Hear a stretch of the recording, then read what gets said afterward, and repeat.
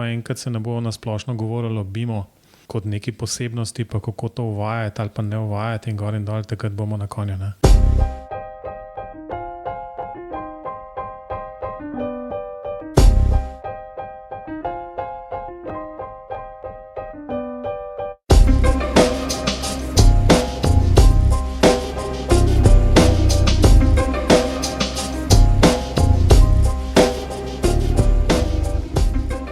Pozdravljeni v oddaji podcasta BIM Pogovori, v kateri se z gosti sproščeno pogovarjamo o informacijskem modeliranju zgradb in informacijsko-komunikacijskih tehnologijah v gradbeništvu. V oddaji bomo tokrat govorili o trajnostni gradnji in kaj BIM prinaša na to področje oziroma kakšno stanje trajnostne gradnje v Sloveniji. Z vami sva Robert in Matevž.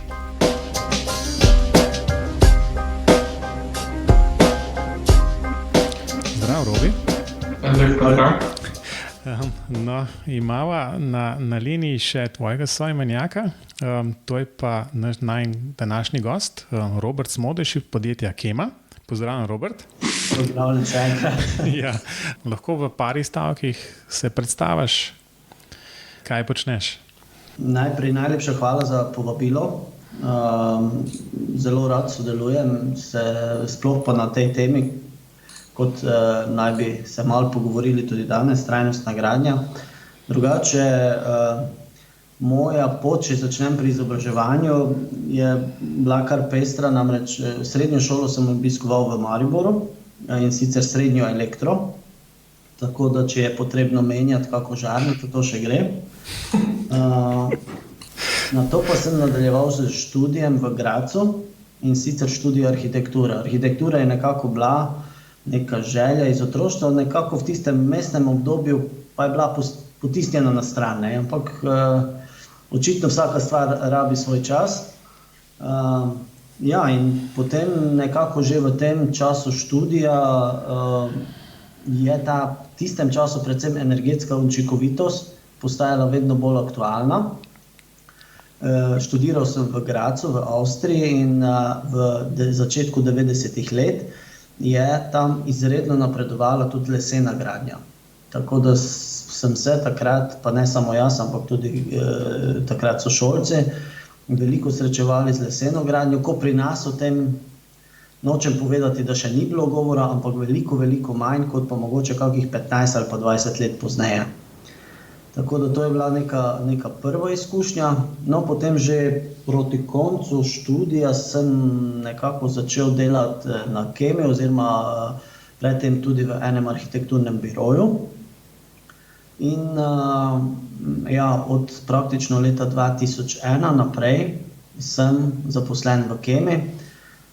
Prav tako opravljal različna dela, ampak sedaj sem že 4,5 leta, se mi zdi, vodja produkta, torej nekako odgovoren za proizvode, produkte podjetja, od razvoja in praktično do tega, da tak produkt postavimo na polico oziroma ga celo gradimo. Ta nekaki, nočem povedati celotni življenjski cikel produkta, ampak en del življenja pa je vseeno v mojih rokah. No, nekako okrog leta 2008-2009 me je ta neka želja po dodatnem izobraževanju potem splet pripeljala v stik z v bistvu najprej energetsko učinkovitostjo, začelo se je govoriti o pasivnih hišah, ampak potem pa je tudi splet nekih okoliščin nanesel, da sem prišel skupaj z nemškim združenjem za trajnostno gradnjo, DGNB, kjer sem potem tudi leta 2009 opravil izpite in postal prvi nenemški auditor. Skratke, to je za tiste čase bilo potem res nekaj posebnega, ampak moram povedati, da sem v tistem času v bistvu dobil ogromno nekega znanja, predvsem pa pogled v trajnostno gradnjo, kot ga do takrat še nisem imel. Tudi pri nas se je v tistem času o tem govorilo bistveno manj kot danes, zato je bila cela stvar še toliko bolj zanimiva. Predvsem pa me je nekako zanimalo to certificiranje stavb. Skratka, Nemci so se relativno hitro, pa ne samo Nemci, ampak predtem že Britanci, se pravi za svojim certifikacijskim sistemom BREEAM, pozneje potem tudi je nastal ameriški sistem LEED, so prišli do spoznanja, da morajo imeti neka merila, če želijo govoriti o trajnostnih stavbah. In ti certifikacijski sistemi so nekako postali to merilo, da so lahko začeli na eni strani stavbe med sabo primerjati, seveda pa tudi jih ustrezno vrednotiti. In sam smatram, da je še to danes zelo, zelo pomembno. Namreč, predvsem v našem prostoru zelo pogosto opažam, da je trajnostna gradnja že na nek način postala neka floskula, ki jo zelo na enostaven način vzamemo v usta, ampak velikokrat pa niti ne vemo, kaj za sabo to prinese oziroma kaj sploh trajnostna gradnja je. In nek sistem, s katerim lahko neko stavbo vrednotimo oziroma jo opišemo na ta način, je zato velika pomoč. In ta sistem na nek način tudi pomaga na eni strani investitorjev, da lahko opiše oziroma artikulira svoje želje in pričakovanja, na drugi strani pa seveda arhitektom in vsem drugim vključenim v nastajanje stavbe pomaga pri tem, da lahko naročniku dajo to, kar naročnik pričakuje. In ravno na tem področju se trudimo tudi v našem prostoru narediti neke korake, poskušamo skupaj s kolegi iz GBC Slovenija, se pravi Slovenskega združenja za trajnostno gradnjo, vzpostaviti neka merila, oziroma smo že pred časom prevedli nemško smernico za trajnostno gradnjo kot neko pomoč našim projektantom, seveda pa upamo, da se bo to čim prej prijelo tudi nekako v javnem sektorju, predvsem z ciljem, da bi naše stavbe postale čim bolj trajnostne. Zdaj, jaz bi tudi samo skočil. Mene vedno zanima ta trajnostna gradnja, ker to se mi zdi en tak termin, ki je zelo podoben BIM-u, tako zelo neoprijemljiv, oziroma ljudje si ga povsem drugače razlagajo. Zdaj pa mislim, da imam prvič enega takega gosta, ko lahko res nama razloži oziroma predstavi obstaja kakšna definicija, kaj trajnostna gradnja je. Ja, začel bom malo pred tem. Veliko se govori o zelenih stavbah, zelenih produktih, green buildings. Ampak v evropskem prostoru, recimo sploh v tem anglosaškem prostoru, vejo zelo dobro, kaj to pomeni, oziroma dejansko pod tem že razumejo trajnostno gradnjo, oziroma, če lahko upravim ta izraz sustainability. Medtem ko pa v evropskem prostoru zelene stavbe nekako bolj pomenijo ekostavbe, stavbe iz naravnih materialov, ki so seveda lahko tudi trajnostne, ampak trajnostnost je še nekoliko več. Zato se v našem prostoru, pa tudi v Sloveniji, veliko bolj uporablja izraz trajnostna stavba ali trajnostna gradnja, kot pa zelena stavba ali zelena gradnja. Se pa v določenih primerih uporabljajo celo nekako blue building, se pravi modre stavbe. Zdaj, ali to pomeni v slovenskem bi lahko tudi pametne stavbe pomenilo, ampak ne v smislu inteligentne. No, kar se tiče same definicije trajnostne stavbe, v grobem, kamorkoli se obrnemo, opisujejo te stavbe zelo podobno, je pa potem od države do države mogoče malenkostna razlika, ampak predvsem za trajnostne stavbe velja, da opazujemo stavbe v celotnem življenjskem ciklu, skratka, in to tako materiale, ki so uporabljeni za to stavbo, kakor tudi samo obratovanje stavb. Tu imamo potem dva pristopa. Eno je tako imenovani LCA, Life Cycle Assessment. S pomočjo te metode se vrednoti vpliv stavbe na okolje in na ljudi, se pravi, iz tega potem tudi dobimo tiste znane številke o CO2 izpustu, če temu tako lahko rečem. Ta druga metoda je pa life cycle costing, se pravi stroški v celotni življenjski dobi. Prvi sistemi ali prve definicije trajnostne gradnje ta vidik niso tako močno vključevale, medtem ko pa sedaj se ta vidik bistveno bolj vključuje, namreč zelo je pomembno, tudi seveda z vidika investitorja, da seveda dobi zelo jasno sporočilo, koliko ga bo stavba stala ob investiciji, koliko med obratovanjem, in verjetno se bomo zelo kmalu pogovarjali, koliko stavba stane ob razgradnji. Tako da to je eno področje, se pravi vpliv stavbe v celotnem življenjskem ciklu. Potem zelo pomembno področje, zraven teh dveh omenjenih, je tudi vpliv, ki ga imajo stavbe na ljudi. Na ljudi in okolje, v smislu tudi mikroklime, oziroma ali z te stavbe imajo kakšne neželjene emisije oziroma materijali, ki so uporabljeni za to. Po drugi strani pa seveda, kako stavba vpliva na samo počutje ljudi in na samo zdravje ljudi. Veliko se je o tem že govorilo, se pravi, nekako na splošno med arhitekti je tudi znano, da bi stavbe naj bile svetle, čim več dnevne svetlobe.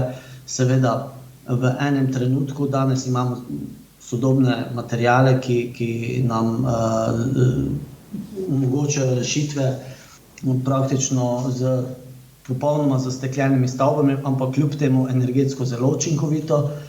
Na drugi strani pa tisto zdravje ljudi, se pravi, da materijali, ki so vgrajeni, nimajo emisij raznih nevarnih ali škodljivih snovi.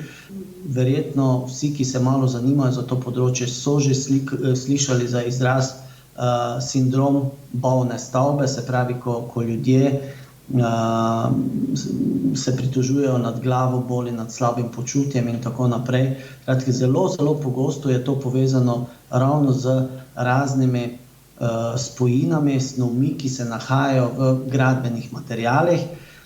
Določene stvari so sedaj s pomočjo zakonodaje že prepovedane, ampak še vedno je ta razpon med tistim, kar je prepovedano, in tisto, kar je škodljivo, prevelik, in prizadevanja znotraj trajnostne gradnje grejo ravno v tej smeri, da je teh škodljivih snovi čim manj. Govorimo pa predvsem o hlapnih organskih spojinah, formaldehidih, razne težke kovine in tako naprej, ki so, pravim, v barvah, v premazih, lahko v lepilih in seveda na eni strani vplivajo na uporabnika.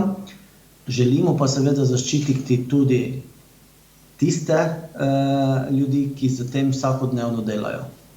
In jaz vedno rečem tudi, če si predstavljamo, da prepleskamo nek prostor z neko barvo, ki vsebuje hlapne organske spojine, te sicer se izločijo v nekem obdobju nekaj tednov, v začetku bolj intenzivno, potem vedno manj, in po recimo 2-3 mesecih za uporabnika ni nekega vpliva, ampak dejansko izvajalec, ki pa dnevno za tem delava, praktično dobi vsakodnevno polno dozo teh strupov v sebe, v nekem ekstremnem primeru.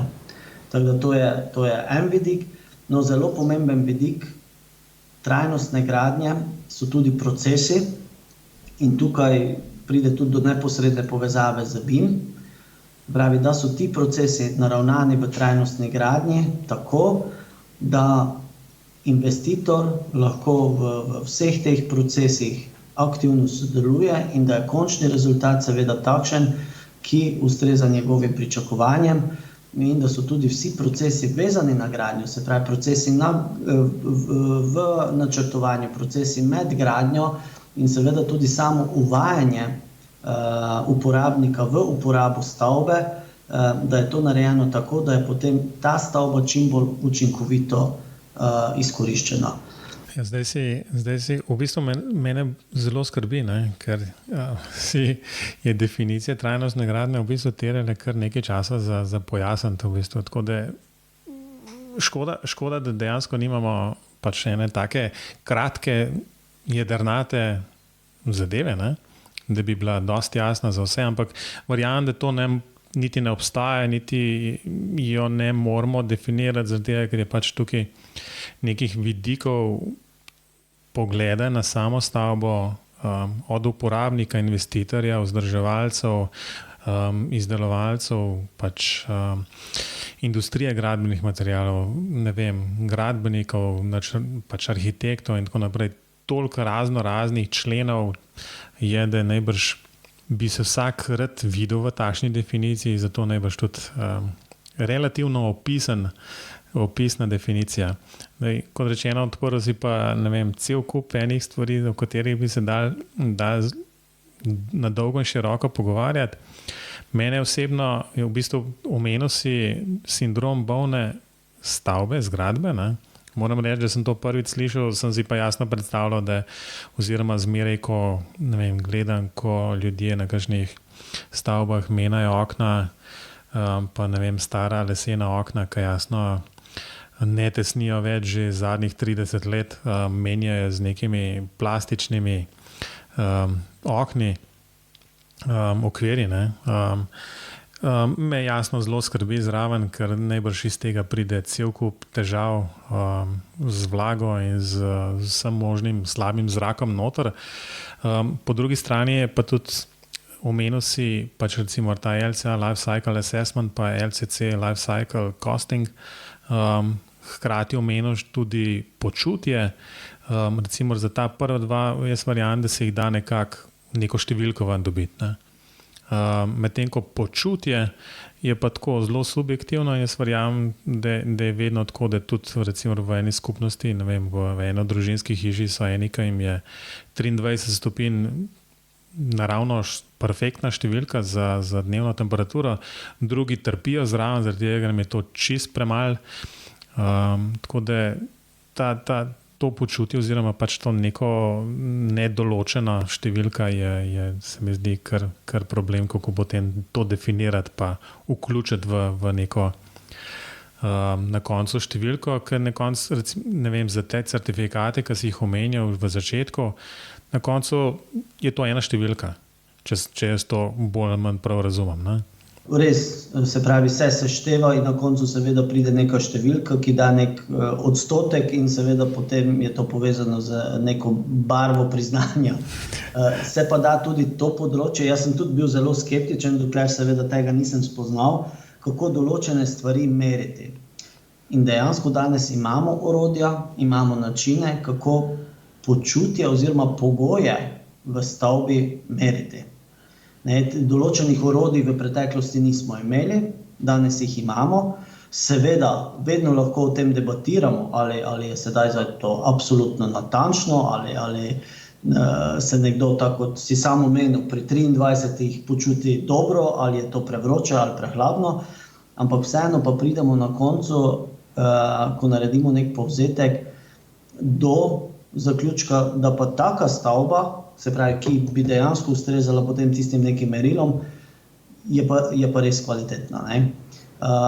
Če lahko navedem en primer, seveda, ali se v stavbi dobro počutimo ali ne, je veliko subjektivnega zraven. Ampak, če recimo zagotovimo skozi, pa zdaj rečem, proces certificiranja, vrednotenja ali kakorkoli to imenujemo, da ne bodo vgrajeni materiali, ki imajo kakršnekoli nevarne snovi, da je projektirano tako, da bodo prostori dobro osvetljeni in ta kvocient dnevne svetlobe se danes s pomočjo tudi računalniške opreme brez težav določi. Se pravi, če izpolnimo vse ta merila, je verjetnost, da se bodo ljudje v takih prostorih dobro počutili, zelo velika. Jaz imam malo izkušenj z tem certificiranjem v ameriškem sistemu, ta LEED.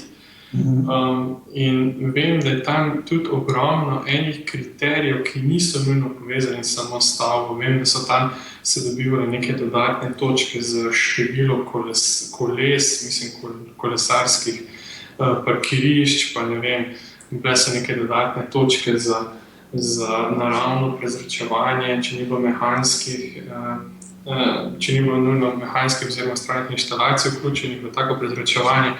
Pa mene zanima, a je trajnost v evropskem merilu, jaz namreč ne poznam vseh teh certifikacijskih pravil, a v Evropi se tudi ta pravila upoštevajo, da je neka stavba trajnostno naravnana oziroma grajena? Ja, tudi v Evropi so ta merila zelo podobna. Se pravi, stavba je vedno postavljena v neko okolje in tudi to okolje na koncu lahko vrednotimo, ali je bolj ali manj trajnostno.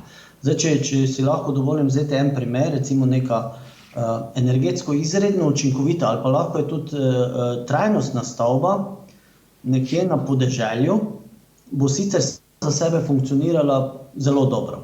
Bo imela zelo malo izpustov, prebivalcem oziroma uporabnikom bo nudila visok nivo kakovosti bivanja. Ampak če morajo ti prebivalci dnevno delati x kilometrov na delo in pri tem uporabljajo osebno vozilo in tako naprej, nismo v širšem merilu naredili nič dobrega. Zato je pomemben del stavbe oziroma načrtovanja seveda tudi ta mobilnost. Vemo, da izpusti, ki izhajajo iz tega, so izredno visoki in zaradi tega se v merilih pojavljajo tudi ta prijaznost za kolesarje, se pravi tudi v kakšen prostor je umeščena stavba, ali so v bližini kolesarske poti, ali imamo bližino javnega prevoza, ali je park v bližini, imamo dostopnost do infrastrukture, do trgovin, do storitvenih dejavnosti, seveda z namenom, da bi spodbujali oziroma ljudi, da ko razmišljajo o stavbi, seveda, da razmišljajo tudi o tem, kako bodo dnevno migrirali iz stavbe do delovnega mesta, do skratka vseh tistih funkcij, ki jih rabijo za svoje bivanje. In v Evropi lahko rečem, da so zelo podobna merila kot ta LEED. V Evropi, predvsem pravi Nemci so pri tem bili vodilni, so postavili nekoliko strožja merila, ampak sedaj ravno ta LEED, pa tudi BREEAM, sledita Evropi in uvrščata določene kriterije, ki so sprva bili le v Evropi, sedaj tudi v svoje sisteme. Vse pa nekoliko razlikujejo v malenkostih, ampak pomembno je, da v Evropi, če lahko tako rečem, gledamo stavbo kot celoto. Se pravi, nočemo gledati posamezne ukrepe, pravi, sicer je lepo, da investitor poskrbi, da ima stavba energetsko učinkovito zasteklitev, da ima dobro izolativne, se pravi, zidne konstrukcije, plašč, da ima učinkovito opremo, ampak če vse to skupaj ne deluje kakovostno in kvalitetno in čim bolj učinkovito v celotni življenjski dobi, potem nismo veliko naredili. In prej je bilo veliko tega parcialnega gledanja in tudi v Sloveniji velikokrat gledamo na te parcialne rešitve, ne gledamo pa stavbe kot celote. In trajnostna gradnja si prizadeva ravno za to, da se pogleda stavbo tudi za svojo bližnjo okolico kot celoto. Jaz sem tu še eno vprašanje, sicer trajnostna gradnja, vem, da gleda na cel življenjski cikl ene take stavbe, kot si že prej omenil, tudi stroške razgradnje, pa verjetno tudi cel operativni cikl, tak z vidika porabe energije kot stroškov in vsega. In jaz to vidim eno veliko paralelo z BIM-om in BIM kot modelom, procesom, kakorkoli bomo temu zdaj rekli, ker BIM bi naj, v bistvu vse prednosti BIM-a bi naj prišle do izraza šele po zaključku gradnje, pa ko enem takem ciklu, ko stavba deluje. Pa me zanima, a je v okviru trajnosti oziroma trajnostnega gibanja, a se že kaj govori o BIM-u, ali je to mogoče še čisto neraziskano področje z tega stališča? V nemškem sistemu DGNB je BIM oziroma BIM-u podobne funkcije, zdaj če poenostavljeno rečem, prinesejo dodatne točke. Ne? Ampak to ni toliko bistveno, kolikor je bistveno ravno to, kako pomemben je ta proces načrtovanja. Da dobimo na koncu dober rezultat, se pravi kvalitetno stavbo, je ta povezanost vseh, ki kakorkoli sodelujejo pri nastajanju stavbe, izredno pomembna. Sam sem imel v svojih študentskih časih priložnost delati maketo Plečnikovih žal. In takrat smo si pridobili kopije načrtov in te kopije so bile sicer na velikih, mislim, da A0 ali še malo večjih polah, ampak je bilo nekih 5 listov. In to so bili načrti za kompletne Plečnikove žale. Ne? Danes, če gradimo že manjšo stanovanjsko hišo, vemo, koliko dokumentacije je potrebno, če bi želeli seveda to hišo načrtovati zelo natančno. Ampak veliko bolj pomembno je, da različne stroke morajo zelo dobro med sabo sodelovati in ker je danes informacij in možnosti izredno veliko, to praktično brez nekega podpornega okolja, kot je BIM, skoraj da več ni mogoče. In danes nam dejansko BIM orodja omogočajo, da že v zelo zgodnji fazi načrtovanja preverimo naše rešitve, morebiti jih potem še usmerimo malenkost v smer bliže tistemu končnemu rezultatu, kot želimo, ampak pred leti to praktično ni bilo mogoče. In danes lahko z pomočjo BIM-a ne samo, da pridemo do kvalitetnejših rešitev, ampak pridemo tudi do energetsko bistveno bolj učinkovitih rešitev, seveda, da o času, ki bi brez takega orodja bil potreben za kaj takega, sploh ne govorimo. Ne. Se pravi, BIM je vsekakor, pa sedaj ne delam reklame za to, ampak danes sploh, če govorimo o izredno velikih stavbah, ki imajo nekaj 10.000 kvadratnih metrov, ki imajo atrij, imajo naravno prezračevanje, naravno svetlobo od zgoraj, seveda, kako simulirati energetsko delovanje, zračne tokove, kako vpliva, recimo, ko odpre neko okno v 16. nadstropju in tako naprej, zračni tlaki v takih stavbah. Ne. Vse to se danes da simulirati z pomočjo orodij.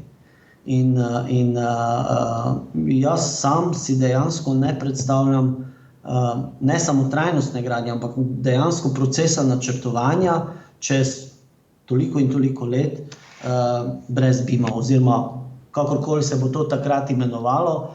Skratka, ko bodo vsi udeleženi v gradnji, se pravi od arhitekta, mogoče celo naročnika, pa do tistega zadnjega izvajalca na gradbišču, povezani preko neke platforme, preko katere bodo pridobivali vse informacije, istočasno pa uvažali oziroma dajali svoj input preko tega. No, zdaj smo šli že na recimo temu bolj BIM in trajnostna gradnja, pa v bistvu spet cel kup novih vprašanj se odprlo. Očitno bomo, Robert, rabili še kdaj, da bomo zajadrali v kakšne podrobnosti. Ampak recimo ena takšna težava, ki jo jaz konkretno v BIM-u vidim, je predvsem, oziroma jih je pač kar nekaj, no, ampak v tem kontekstu bi recimo izpostavil dve, da BIM bolj ali manj se osredotoča ali pa obravnava eno zgradbo. Ne? No in to, kot rečeno, pri raznih certifikatih moramo pač to umestiti v nek prostor, v neko infrastrukturo. Pač razmišljamo o tem, ali bi bilo možno iz samega BIM modela dejansko s pritiskom na gumb dobiti ven certifikat. Ne? Najbrž je to cilj, ne vem koliko daleč v tej smeri kakšen software že obstaja. Po drugi strani je pa, ne vem, saj jaz imam občutek, da je industrija recimo gradbenih materialov, polizdelkov in tako naprej, ki se, skratka te elementi, ki se potem uporabljajo v BIM modelu, nosijo sabo oziroma za te potrebne izračune, ne vem, tokov, zračnih tokov, prevodnosti, toplotne prevodnosti in tako naprej, je pač za te izračune potrebno cel kup enih parametrov, ki pa jih, saj jaz imam občutek, da običajno ni v BIM modelih. Kako je s tem? Kaj, recimo, pač prihajaš dejansko iz enega podjetja, ali se kaj razmišlja, ali veš za primere, ko je recimo ena takšna industrija gradbenih materialov ali pa polizdelkov dejansko ima razvite svoje BIM elemente oziroma BIM modele, ki nosijo sabo vse te potrebne informacije. Ja, gradbena industrija, sicer danes so te BIM informacije, vsaj po moji izkušnji, veliko bolj vezane še vedno na neke elemente, kot so vrata, okna, mogoče neke fasadni paneli in podobno, ki jih potem arhitekti zelo radi uvozijo in seveda multiplicirajo, uporabijo na svojem projektu, ne.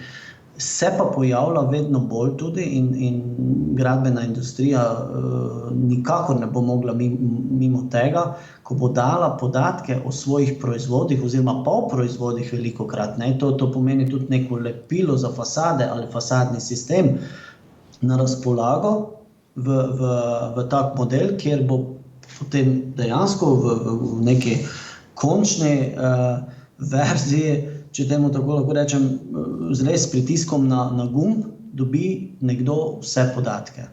Danes že obstajajo recimo programi za projektiranje, kjer se na relativno enostaven način dobi podatke o energiji, potrebni energiji za obratovanje takih stavb. Se pravi, tu je že en velik korak naprej. To je bilo nepredstavljivo pred 20 leti, ne. Prvi ta korak je bil izračun gradbene fizike v enem programu, ampak danes smo bistveno dlje. Zelo blizu tega obstaja že program, ki pa seveda ni vključen v program za projektiranje, ampak manjka samo ta povezava modela. Se pravi, če bi se nekdo potrudil in naredil to povezavo, da bi iz nekega programa za projektiranje izvozil grafično informacijo v ta drugi program, v tem drugem programu so praktično zbrane vse informacije o produktih in ta drugi program praktično izračuna LCA, LCC, energetsko izkaznico in tako naprej. Govorim pa o enem programu v Nemčiji. Tudi popise, recimo že investicijsko vrednost približno zračuna, kajti v Nemčiji, v Avstriji in še v nekaterih drugih državah imajo popise standardizirane. To je recimo eno področje, ki ga v Sloveniji še nimamo urejenega in verjetno se mu tudi ne bomo mogli izogniti, če se bomo želeli pogovarjati o BIM-u, pa seveda tudi o trajnostni gradnji. Tako da, tako industrija gradbenih materialov, kot tudi industrija programske opreme ima še veliko izzivov pred sabo, ampak končni rezultat, vsaj kot ga jaz vidim, je ena transparentnost, tako na eni strani kot na drugi, drugače si sploh ne predstavljam. Mislim, da se tu načel eno zelo dobro temo, sploh to glede standardiziranih popisov pa BIM-a. Sicer je eden prejšnjih gostov, ki je predstavljal novosti v programu Archicad, je že nakazal, da se nekaj na to temo oziroma na to temo avtomatskih popisov pa karakteristik pa uvoza in tako naprej že dogaja. Ampak mislim, da bo res treba na tem še veliko delati. Moje vprašanje pa to, glede na to, da prihajaš iz enega podjetja Kema, ki se ukvarja predvsem z gradbenimi materiali, pa bolj takimi osnovnimi gradbenimi materiali pri gradnji, ki se običajno v BIM-u ne modelirajo. Vi verjetno ne razmišljate o tem, da bi svoje proizvode prikazali v obliki kakih BIM elementov. A se mogoče motim? BIM elementi, ne? Tukaj govorimo verjetno o zidovih, o ploščicah, o oknih, o vratih in tako naprej, ne? Ampak del BIM projektiranja so tudi podatki o materialih. Se pravi, ko vi definirate v BIM modelu zid, ki je sestavljen v ekstremnem primeru lahko tudi iz 20 različnih materialov. Se pravi, od zaključnega sloja, mrežice, lepila, toplotno-izolativne plošče, spet lepila, nosilne konstrukcije, se pravi zid, pa potem notranji omet, pa barva in fina izravnava in tako naprej. Ne? Vsaka ta plast, vsak tak material, če želimo govoriti v prihodnosti o podatkih, ki jih rabimo, ki jih bomo rabili za vrednotenje stavb v življenjskem ciklu in tako naprej, bodo morali imeti neke podatke. Ne? In nam je seveda v nekem primeru bo interes, da bo v nekem BIM programu tam, sedaj bom uporabil kar naše ime, Chemacol Flex 170, lepilo, ki bo imelo vse tiste parametre, ki so pomembne v BIM projektiranju, se pravi, v prvi vrsti bodo to tudi lambde, pa gostota, specifična teža in tako naprej. Seveda tudi podatek ali so v tem lepilu neke nevarne snovi, ali jih ni in tako naprej. Kajti, ko bo nekdo enkrat pritisnil na neko stikalo ali na nek gumb, bo seveda lahko iz BIM programa, iz BIM projekta dobil zelo hitro informacijo, v tem in tem delu stavbe pa smo izbrali take materiale, ki pa imajo, sedaj rečem, ali neke nevarne snovi, ali imajo nekaj drugega in bo to opozorilo nekoga, da išče alternativo, če seveda obstaja. Mogoče včasih alternative ne bo. Tako da, če na kratko, seveda, ne danes, ampak zagotovo v prihodnosti nas v Kemi tudi čaka to delo, da bomo naše materiale opremili na ta način in jih naredili prijazne za BIM. O telih podatkih se mačkam zadnje dva vprašanja vrtimo. Zdaj, izrazil bi samo v bistvu, recimo, kaj se vem, dejansko stanje ta dan oziroma na današnji dan, kjer se mi zdi, da je precej težko te podatke dobiti, ne samo, da bi bili v obliki primerni za vnos v nek BIM modelirnik, ampak nasplošno. Se pravi, da bi bili nekje na spletu dejansko zapisani te podatki konec koncev v nekem PDF-ju, kjer bi si lahko ali naročnik ali izvajalec dejansko pogledal vse te značilnosti oziroma vse te karakteristike. Mogoče se še posebej v taki industriji gradbenih materialov to da oziroma je praksa, da se to dobi, ne? Ampak sicer pa vsaj glede izkušenj z raznih evropskih projektov je bilo zmeraj nekako ta težava, kje bomo pa dobili te podatke ne obstajajo, potem so se pa neke knjižnice vedno znova razvijale pa probali pritegniti neke proizvajalce zato, da bi to knjižnico napolnili z nekimi dejanskimi podatki. A je to še vedno, ali jaz živim v napačnem prepričanju, da je to res, ali je dejansko stanje takšno? Ja in ne.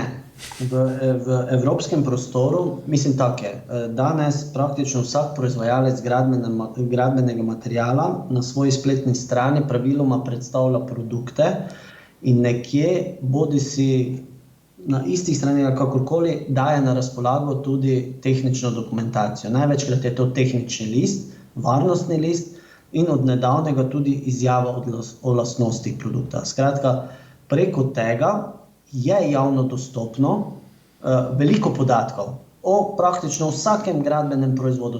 To recimo, da te podatke damo v javnost, nas zavezuje tudi zakonodaja. Tako da do tega se da priti. Verjamem pa, da je to za neko praktično delo ali projektiranje zelo, zelo naporno. Tudi moja izkušnja je bila taka, da te podatke redko kdo pogleda. Ne? Obstajajo pa, sploh ko govorimo o vrednotenju v življenjskem ciklu, že zelo bogate baze produktov, recimo nemška je EcoBauDat in potem ena vseevropska ESUCO in tako naprej.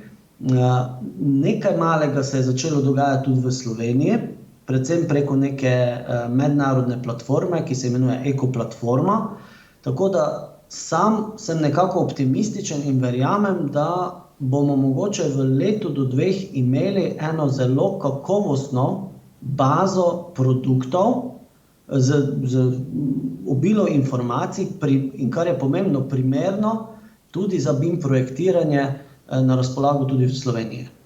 Tako da podatki so, vendar velikokrat še ne v taki obliki, da bi jih enostavno uvozili v neko BIM orodje in bi od takrat naprej vse to imeli na dosegu roke.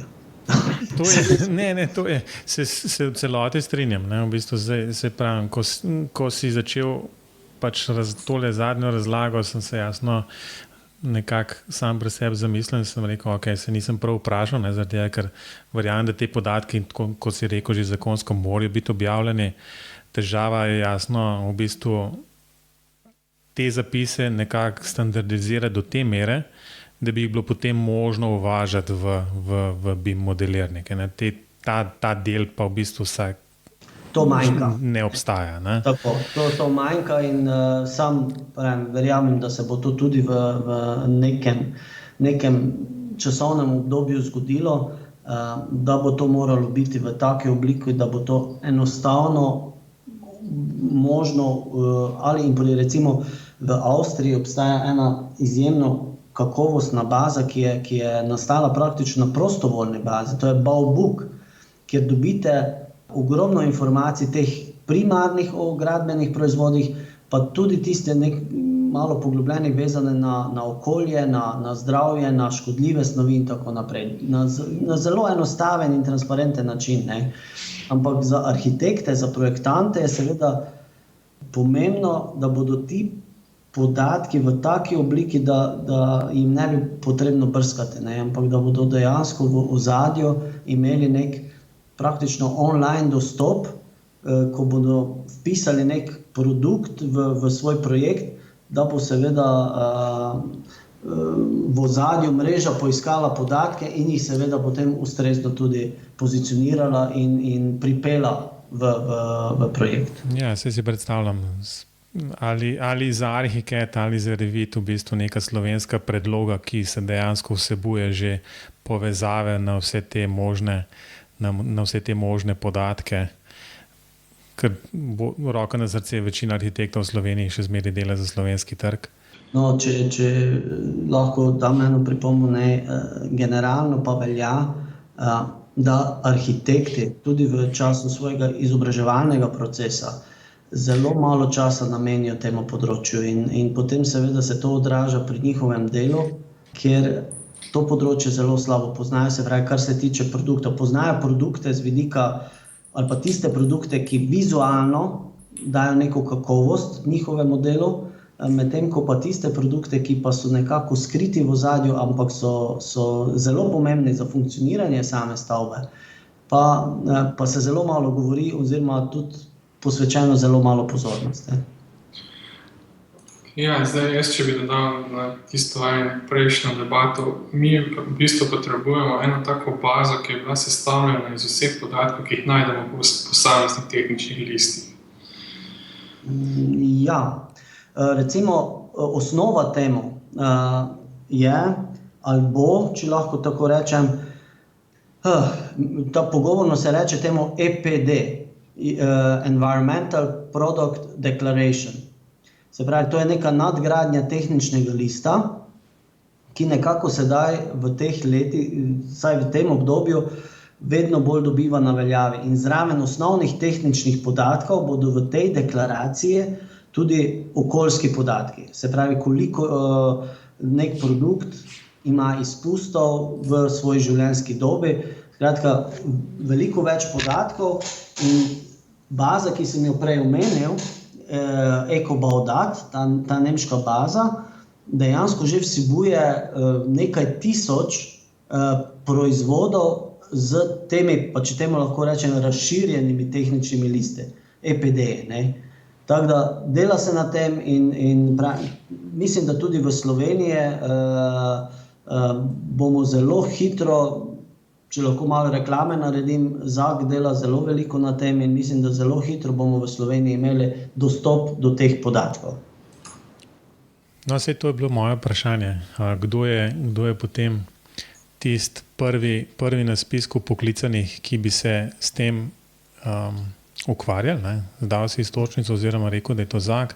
Sam sem hotel vprašati, da je to pač ta Green Building Council Slovenija.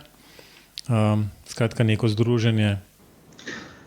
No, ZAG, ZRMK in še seveda nekaj drugih uglednih institucij so tudi člani Green Building Councila, kjer zelo tvorno in zelo kakovostno med sabo sodelujemo, ne.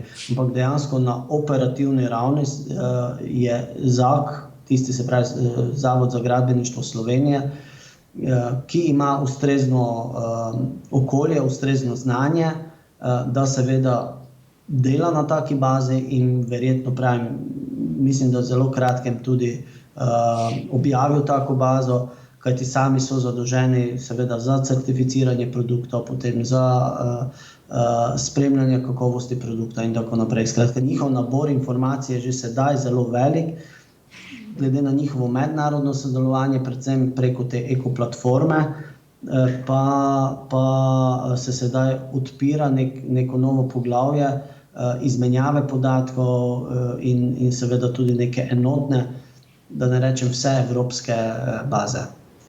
No, to je odlična novica za Slovenijo in upam, da bo čim prej res prišel do ene take baze in da bo lahko arhitekti in ostali udeleženi v gradbenih procesih potegnili čim več od njih.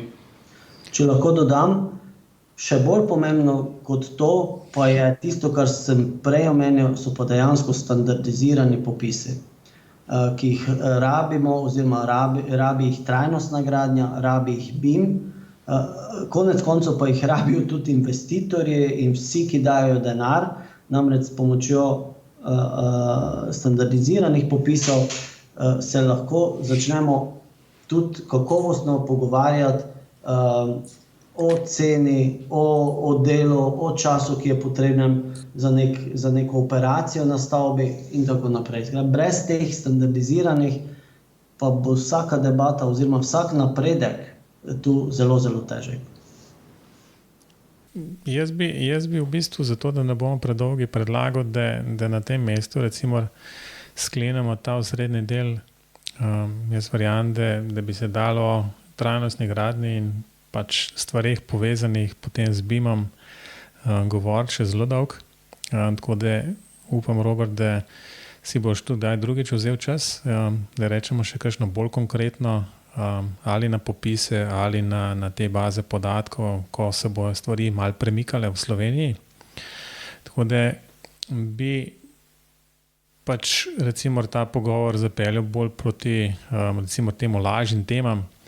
No in te lažje teme so recimo novice in priporočila. Robert, povej, predno smo začeli snemati, si omenil neko zelo zanimivo knjigo, ki je posredno konec koncev tudi povezana s temo, ki smo jo načeli danes. Ja, skratka, v svojem ali pa v času dopusta, že predtem sem začel brati, ampak po tem času dopusta pa do konca prebral knjigo in sicer od Yanis Varoufakis, se pravi bivši grški finančni minister, globalni minotaver, ki nekako podaja vsaj meni kot laiku, če temu tako lahko rečem, za bančne posle in ta segment, vseeno en zelo zanimiv pogled v to, kako se je to razvijalo, konec koncev, kaj je povzročilo krizo in ali obstaja neko upanje, da se kaj takega ne bo zgodilo. Namreč sam tudi tako omenja v tej knjigi, da je pač ta kriza, ki se je zgodila 2008-2009, kriza z velikim K-jem.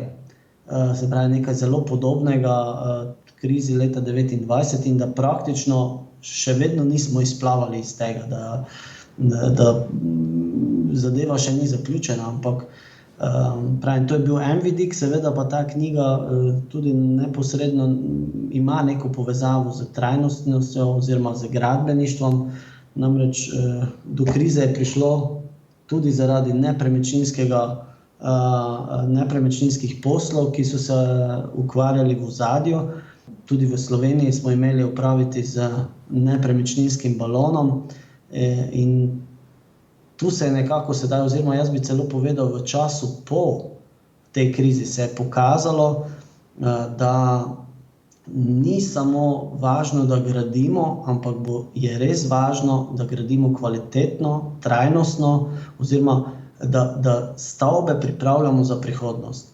In veliko stanovanj danes še vedno je neprodanih, je praznih, ali pa jim je cena padla res za 30-40%.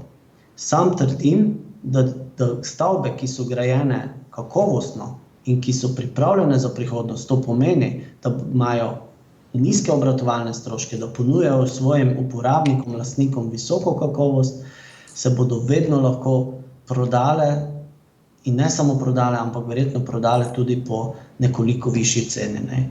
In tu sem potem sam za sebe vlekel tudi neke paralele, tako da ja, jaz priporočam to knjigo, no, če lahko tako sedaj strnem. Super. Nažalost ne ravno branje najbrž za na plažo. Človek rate lahko mačkan depresiven, ampak odvisno kako se kako to razumeš, ne? Ja, Robi, imaš pa ti eno zelo pomembno novico tudi. Ja, to je super, se nanašam tudi na, da je super priporočilo, ne? Da ne bodo dobro razumeli. Ja, jaz sem eno novico, spet iz BIM sveta, jaz se vedno trudim, da najdem nekaj iz BIM sveta. In sicer prav v teh dneh avgusta je bila objavljena novica, da je Slovenija končno dobila predstavnika v enem zelo, ne vem, kako ne rečem, pomembnem organu, Architects Council of Europe, to bi bilo verjetno, ko bi to prevedel, Matej, lahko pomagaš. Svet evropskih arhitektov, mogoče kaj takega, ker Slovenija do zdaj ni imela svojega predstavnika, se pa ta organ ukvarja zelo pomembnimi rečmi, med drugim je njihov cilj tudi razviti evropski standard s področja BIM-a, pa urejati politike in tehnične zahteve, finančne zahteve in podobno. Zato je zelo pomembno, da ima Slovenija tam tudi svojega predstavnika, ki bo varoval slovenske interese. In eden najbolj prejšnjih gostov je bil Jernej Gartner z biroja Košorok Gartner. No, njegov sodelavec Gregor Košorok je pa postal korespondent oziroma odgovoren v tem svetu. Mislim, da je to zelo dobra novica, da ne bomo spet stali ob strani, ampak bomo deležni najnovejših novic tudi z tega organa. Ja, to samo pomeni, da bo treba Gregorja povabiti v BIM pogovore, da nam bo povedal, kaj se tam dogaja. Tako, čim prej. Tako. No, z moje strani je tokrat eno priporočilo, sicer že enega poročila, ki je že malo v letih, z leta 2010 je, nanaša se pa na Green BIM. Pač to poročilo je bilo delano sicer za ameriški trg, tako da se predvsem omenjajo te LEED standard in podobne stvari, ampak mislim, da bi poslušalcem tisti, ki tega poročila še niso prebrali do zdaj, bi priporočil, da si ga pogledajo in najdejo pač tiste neke poudarke, ki verjamem, da so skupni za Evropo in za Ameriko. Tako da ne glede na to, kater certifikacijski pač papir na koncu dobiš, tako da toplo priporočam, da si ljudje oziroma poslušalci tole pogledajo. No, gremo na hitre vprašanja. Robert, tukaj boš ti odgovoril na 3 klasična vprašanja. Prvo vprašanje je tako bolj preprosto, kater BIM program uporabljaš, kjer BIM modelirnik uporabljaš? Je že kar dolgo časa Archicad. Super, kratko in jedrnato. Točno takšnega gosta rabimo.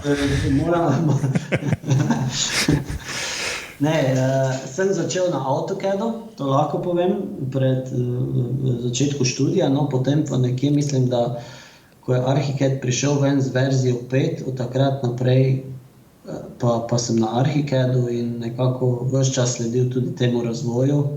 In ja, ne vem, če lahko delam reklamo, ampak imam res dobre izkušnje s tem in tudi če kaj načrtujem, žal veliko časa za to nimam, ne, ampak nekako vseeno tu pa tam poskušam kaj malo zrisati. Že od nekdaj delam v 3D, če temu tako lahko rečem. Se pravi, poskušam nekako ta BIM potencial izkoristiti, čeprav ne v celoti, to pa tudi res. No. Super, mislim, da tudi v redu temeljito. Jaz tudi namreč taj uporabljam prav Arhicad. No, naslednje vprašanje je še bolj zanimivo, predvsem odgovor me zanima. In sicer ta BIM za BPI se skoraj vsi strinjajo, da je to Building Information, zdaj M je lahko pa marsikaj, pa me vedno zanima z Matevžem, kaj ta M pomeni. Je to mogoče model, se pravi model, ali je modeling, ali je to management, ali je to, kako razumeš ta M?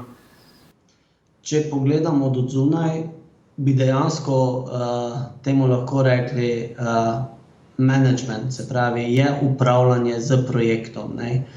Če bi pa pogledal z vidika, se pravi, tistega, ki pa to modelira, pa je dejansko model. Ne? Ampak BIM verjetno moramo razumeti vedno bolj kot proces. Ne? Se pravi, nek proces, orodje, ki ga za to uporabljamo, je pa pač to, ki nam to omogoča, ampak bolj kot proces bi sam to razumel. No in zadnje vprašanje se nanaša na OpenBIM oziroma uporabo standardov. V primeru tega vprašanja predvsem standardi IFC, se pravi, ali je s stališča projektantov, arhitektov, gradbenikov in vseh ostalih, ki sodelujejo v tem BIM procesu, pomembno, da se ukvarjajo z dejstvom, da se izmenjujejo te podatke na nek standardiziran način, ali skratka in pri tem recimo roko na srce je treba včasih malo potrpeti, ali pa bolj prisegaš na to, da je najlažje in najbolj učinkovito zadevo standardizirati na ta način, da se pač vzame neka skupina programov istega proizvajalca oziroma istega razvijalca. Se pravi, ali skupina okoli Nemčka oziroma Graphisofta ali skupina okoli Autodeska. Sam sem za konkurenčnost. Skratka, sam bi si želel, da imamo nek protokol, po katerem se izmenjuje podatkov. Vedno me je zelo jezilo, namreč, ko sem poskušal kaj izvoziti, pa potem porabil veliko časa, da sem izbrisal tiste šrafure in črte, ki so se pri tem pojavile, pa jih nisem želel. Tako da, po mojem bi bilo potrebno, pa ne samo zaradi izmenjave podatkov o modelu, ampak tudi izmenjave vseh ostalih podatkov. V naši debati prej smo odgovorili, da niso samo grafični model, ampak so dejansko tudi informacije o produktih, so informacije o lastnostih materialov, ki bi naj bili uporabljeni. In tukaj je nek standardni protokol, po mojem, zelo, zelo pomemben. In ne bi po mojem smeli biti omejeni z izmenjavo podatkov znotraj ene skupine proizvodov, ne? Ampak dejansko bi moral biti ta odprti sistem, ki bi omogočal vsem, da ga uporabljajo in da izmenjujejo podatkov. Danes smo v recimo globalnem svetu in zakaj ne bi nekdo, ki dela v Sloveniji, projektiral nekaj za Združene države Amerike ali zaradi mene za Kitajsko in pač se posluževal potem tega protokola. Ne moremo pa pričakovati, da bodo orodja, ki jih uporabljamo, vse povsod enaka. Ok, v redu, bom napisal da. Skratka, na vsak način si za standardizacijo tega. Ne? Prav, no, smo proti koncu. Zdaj na koncu damo gostom možnost, da še kaj objavijo oziroma povejo, ker bi poslušalce zanimali, predvsem pa povejo, kje jih poslušalci lahko kontaktirajo. Robert, povej, kje te lahko poslušalci najdejo? Ja, najbolj zagotovo me najdete v podjetju Kema. se pravi kot produktnega vodjo, tam boste našli tudi moje kontaktne podatke, se pravi na spletnem naslovu robert.smodis@kema.si, tudi telefon dobite tam, se pravi kakršnokoli vprašanje, seveda z veseljem pomagamo. Drugače pa seveda pozivam vse poslušalce, naj se ne prestrašijo mogoče tistega uvoda, ko sem zelo na široko razlagal. Res je trajnostna gradnja zelo kompleksna, nekoliko bolj kompleksna, kot mogoče marsikdo v začetku misli, ampak na koncu, če bi zelo poenostavljeno si upal povedati, bi lahko rekel, da je veliko tega odvisno od zdrave pameti. Če danes gradimo, projektiramo po tako imenovani zdravi pameti, verjamite, da nismo daleč od trajnostne gradnje. Lep zaključek, se v celoti strinjam. Robi, povej še ti. Mene lahko poslušalci še vedno najdejo na robert@klinc.net, lahko mi poiščejo na Twitterju, lahko pa tudi surfajo do Facebook strani BIM Pogovori in tam, kjer napiše, tam tudi vse vidim. Odlično. Skratka, mene poslušalci še vedno najdete na matevždolenc.com in jasno povezave na BIM Pogovore na spletu, Facebooku in Twitterju. Tako da na tem mestu bi ta današnji pogovor, ki bi zelo, vsaj z mojega stališča, izredno zanimiv. Jaz verjamem, da so se tudi poslušalci marsičesa lahko naučili oziroma dobili neke nove ideje. Zato, Robert, res najlepša hvala, da si v teh poletnih mesecih dejansko utrgal nekaj časa in se oglasil v najini oddaji. Tako da upam, da bo še kdaj priložnost, da rečemo kakšno na trajnostno gradnjo. Zelo rad in seveda najlepša hvala za povabilo ter seveda poslušalcem za potrpljenje. S tem smo tudi zaključili. Robert in Robi, adijo. Adijo.